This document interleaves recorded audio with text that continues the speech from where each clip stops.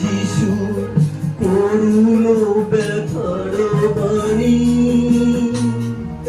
শোনো হে যাত্রী ক্লান্ত যাত্রী কাল ভেরি শিলা কাঁদিছে নীরবে